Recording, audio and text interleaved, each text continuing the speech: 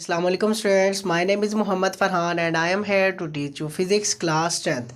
जी students, last lecture में हमने review question start किए थे। पहले 10 रिव्यू हमने देख लिए थे। आज हम स्टार्ट करेंगे 11 से 18 तक। टोटल 18 रिव्यू के क्वेश्चन है। तो चलिए देखते हैं 11 questions. What is the difference between frequency and pitch, describe the relationship graphically. वो पूछ रहा है कि पिच में और फ्रिक्वेंसी में क्या डिफरेंस है, ग्राफिकली बताएं।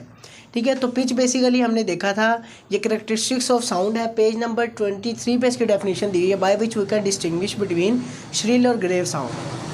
क्या मतलब है इसका? श्रिल साउंड मैंने आपको बताया था लेडीज़ की होती है और ग्रेव साउंड जो है वो जेंट्स की होती है। और मैंने बताया था जिनकी आवाज़ की फ्रिक्वेंसी ज़्यादा होती है वो लेडीज़ की होती है और उनकी आवाज़ श्रिल होती है, और जिनकी आवाज़ की फ्रिक्वेंसी कम होती है उनकी आवाज़ ग्रेव होती है और वो बॉयज़ की आवाज़ होती है, मर्दों की आवाज़ होती है। और फ्रिक्वेंसी के इंक्रीज़ होने से पिच हमारे पास इंक्रीज़ हो जाती है। तो देखें ज़रा, फ्रिक्वेंसी की डेफिनेशन आप पेज नंबर 6 पे देखेंगे। नंबर ऑफ़ वाइब्रेशन और number of cycle in a second, एक सेकंड में कितनी वाइब्रेशंस हो रही हैं वो हमारे पास फ्रिक्वेंसी होती है।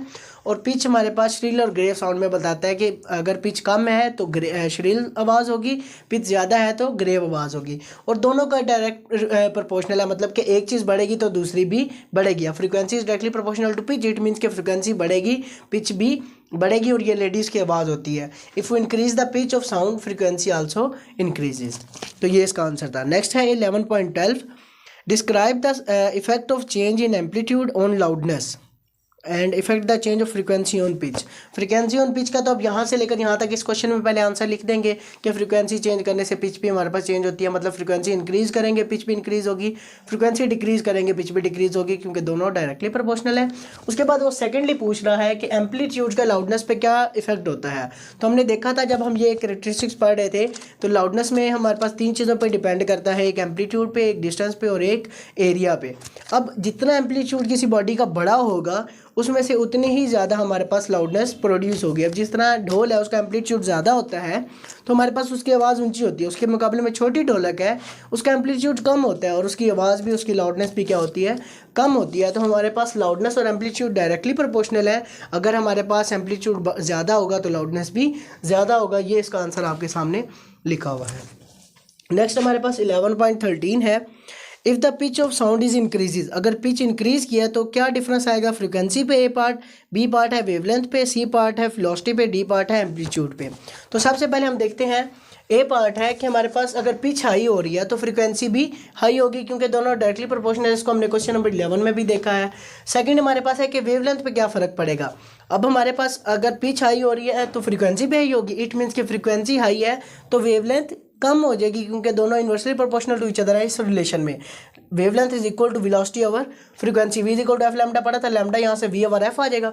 फ्रीक्वेंसी पिच के बढ़ने से फ्रीक्वेंसी बढ़ेगी और फ्रीक्वेंसी के बढ़ने से वेवलेंथ कम हो जाएगी, क्योंकि ये दोनों क्या है हमारे पास inversely proportional to each other हैं। सी पार्ट है हमारे पास कि वेव स्पीड में क्या फ़र्क पड़ेगा, तो पिच के इंक्रीज होने से वेव स्पीड में कोई डिफरेंस नहीं आता। डी पार्ट है हमारे पास के एम्पलीट्यूड में क्या फ़र्क पड़ेगा, तो एम्पलीट्यूड सिर्फ लाउडनेस को इफेक्ट करता है, पिच को इफेक्ट नहीं करता, तो एम्पलीट्यूड में भी कोई चेंज नहीं आएगा। नेक्स्ट 14 क्वेश्चन है हमारे पास, इफ़ वी क्लैप और speak in front of building while standing at a particular distance we rehear our sound after some time, explain how this happen। मतलब वो कह रहा है अगर हम बोलते हैं किसी बिल्डिंग के सामने खड़े होकर जहाँ पे और कोई मीडियम नहीं होता हवा के अलावा, या कुछ क्लैप करते हैं तो हमें अपनी आवाज़ अक्सर हम देखते हैं कि दोबारा सुनाई दे रही होती है। तो ये बेसिकली रिफ्लेक्शन होती है, जाके सामने बिल्डिंग से टकरा कर दोबारा वापस आती है और हमें दोबारा सुनाई देती है। तो इसको हम बोलते हैं रिफ्लेक्शन ऑफ साउंड या इको।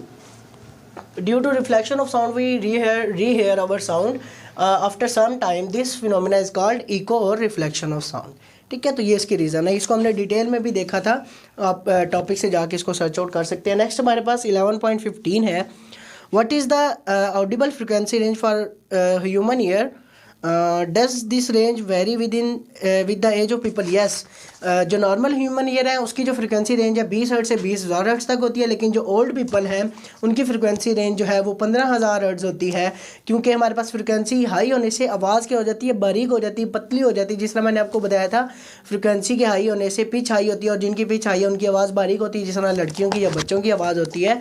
तो जो बुज़ुर्ग होते हैं उनकी फ़िज़िकल कंडीशन कानों की ख़राब हो जाती है, तो जैसे ही वो फ्रिक्वेंसी हाई होती है, मतलब 15,000 हर्ट्ज से ऊपर जाती है, आवाज़ बहुत बारीक हो जाती है। जाती है तो उनको वो ऊंचा सुनाई देता है, तो उनको वो पतली आवाज़ सुनाई नहीं देती, हाई फ्रिक्वेंसी वाली, हाई पिच वाली बारीक आवाज़।